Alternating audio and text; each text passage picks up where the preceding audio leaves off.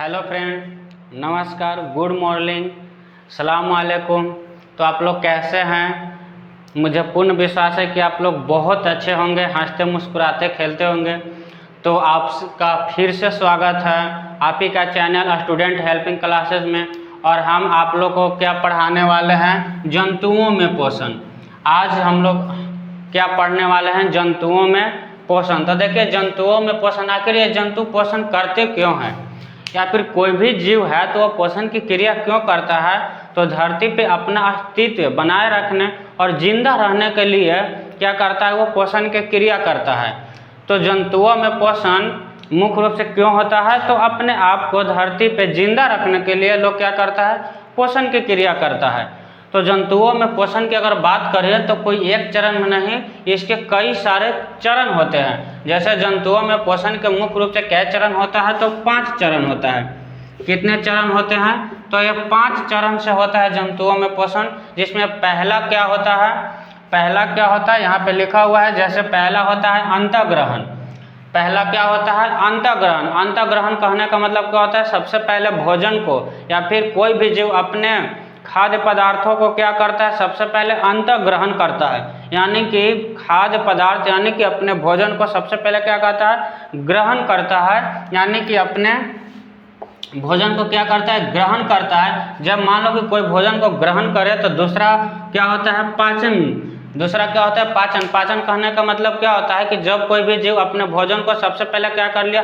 ग्रहण कर लिया, तो फिर उस भोजन के अणु को क्या करेगा? छोटे छोटे टुकड़ों में क्या करेगा? तोड़ेगा। जैसे मान लीजिए कि सबसे पहले क्या क्रिया करेगा? तो ग्रहण का, अंतःग्रहण का। किस क्रिया करेगा? अंतःग्रहण। अंतःग्रहण करने के बाद फिर क्या करेगा? पाचन की क्रिया करेगा।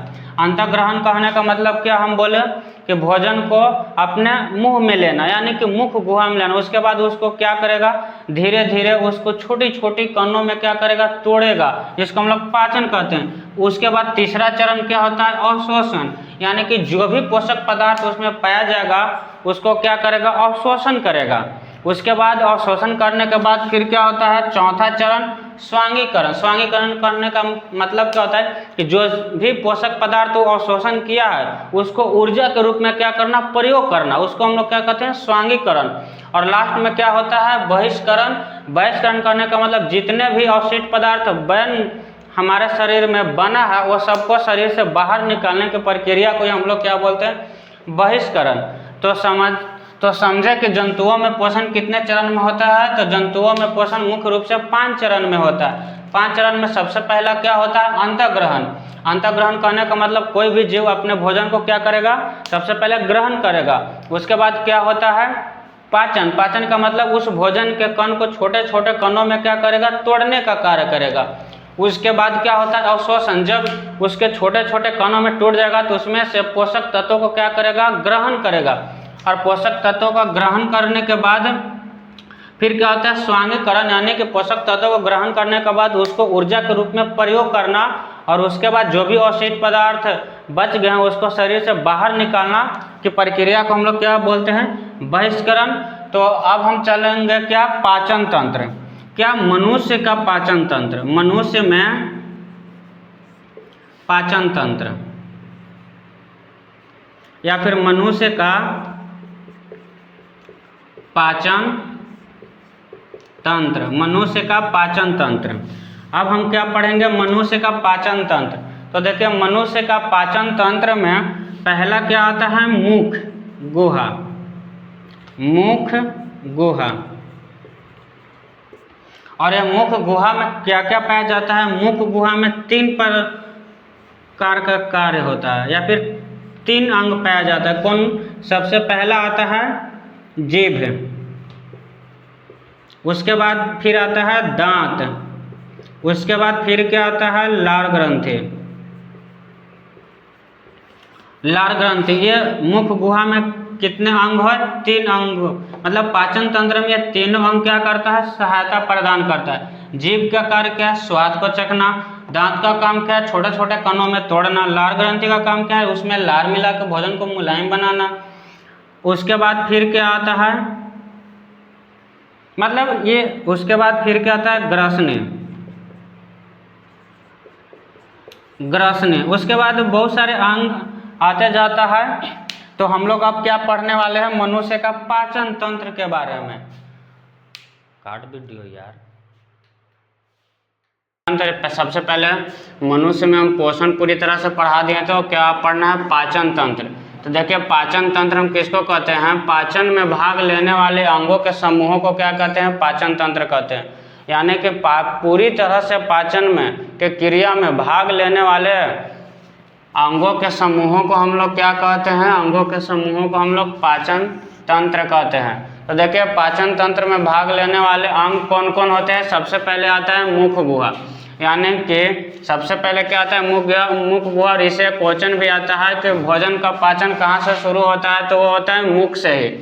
यह क्वेश्चन हमेशा में आता है कि भोजन का पाचन कहाँ से शुरू होता है, तो मुख से ही शुरू होता है। तो सबसे पहला अंग कौन है, मुख गुहा। उसके बाद दूसरा अंग, जैसे ही मुख गुहा में भोजन छोटे छोटे कणों में टूटने के बाद उसके बाद किस में आता है, ग्रसनी में। ग्रसनी के बाद इसमें गति होता है क्रमाकुंचन। इसके बाद फिर तीसरा अंग कौन आता है, ग्रास नली। फिर इसके बाद ग्रास नली के सहारे आता है भोजन कहाँ पे, अमाशय में। अमाशय के बाद आता है आंत में।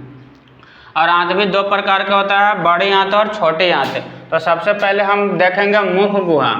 सबसे पहले हम किसको देखेंगे, मुख गुहा। मुख गुहा हम किसे कहते हैं, तो आहार नाल का सबसे पहला भाग कौन होता है, मुख गुहा। और मुख गुहा सबसे पहले आहार नाल। आहार नाल हम किसको कहते हैं, तो ये पाचन तंत्र में भाग लेने वाले ये जितना भी अंग है, ये सबको सम्मिलित रूप को हम लोग क्या कहते हैं, आहार नाल। क्या बोलते हैं, आहार नाल। और आहार नाल के मनुष्य में लंबाई कितनी होती है, तो 8 से 10 मीटर। ये पाचन तंत्र में भाग लेने वाले पूरे अंग भी अंग है, ये सब अंग को सम्मिलित रूप को हम लोग क्या कहते हैं, आहार नाल। और सबसे लंबा आहार नाल किस में होता है, शाकाहारी जीव में। शाकाहारी, जितने भी शाकाहारी जीव है उसमें सबसे ज़्यादा लंबी आहार नाल होता है। तो मनुष्य का आहार नाल की लंबाई कितनी होती है, 8 से 10 मीटर। तो हम सबसे पहले क्या पढ़ने वाले हैं, मुख गुहा। आहार नाल का सबसे पहला भाग कौन है, मुख गुहा, जो क्या होता है, दो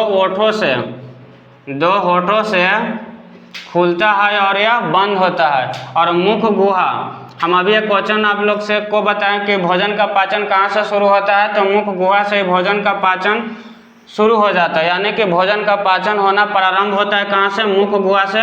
और मुख गुहा में भोजन के पाचन में सहायता करने वाले 3 अंग होते हैं। मुख गुहा में भोजन को पाचन करने के लिए या फिर छोटे छोटे कणों में तोड़ने के लिए 3 अंग होता है। कौन कौन, सबसे पहला होता है दांत, उसके बाद आता है जीभ और उसके बाद आता है लार ग्रंथि।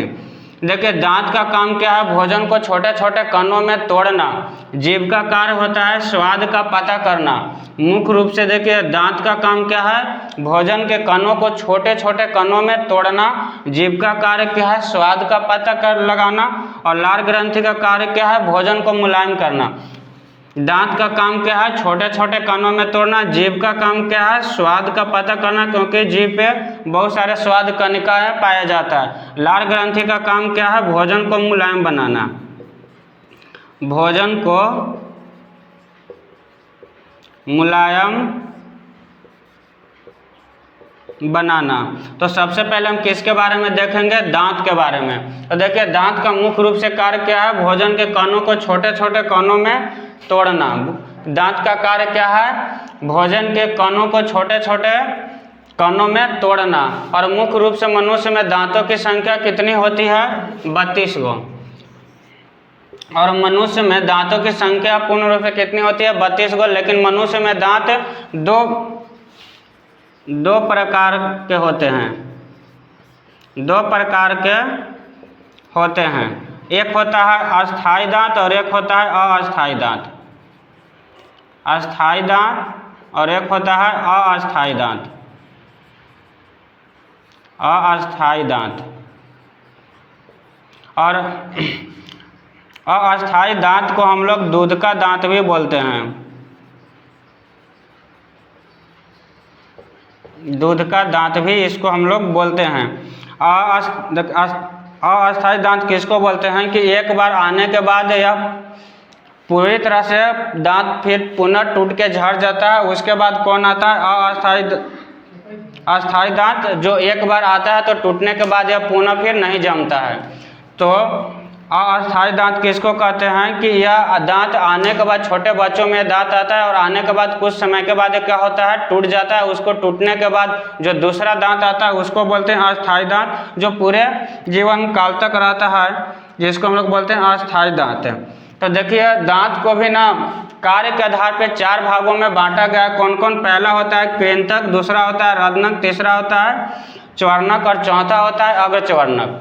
पहला क्या होता है? कृंतक, दूसरा होता है रत्नक और तीसरा होता है चवर्णक और चौथा होता है अग्रचवर्णक। यानी कि पहला क्या? कृंतक यानी कि इंसाइजर। इसका कार्य क्या है? तो भोजन को काटना, भोजन को काटना। और यह कहाँ पाया जाता है? सबसे आगे वाले भाग, जो मुख गुहा का दांत का है, जो सबसे आगे वाला भाग है, वहाँ पे पाया जाता है कृंतक यानी कि इंसाइजर। इसका काम क्या है? काटना। और इस दांत को ही हम लोग क्या बोलते हैं? अस्माइल दांत।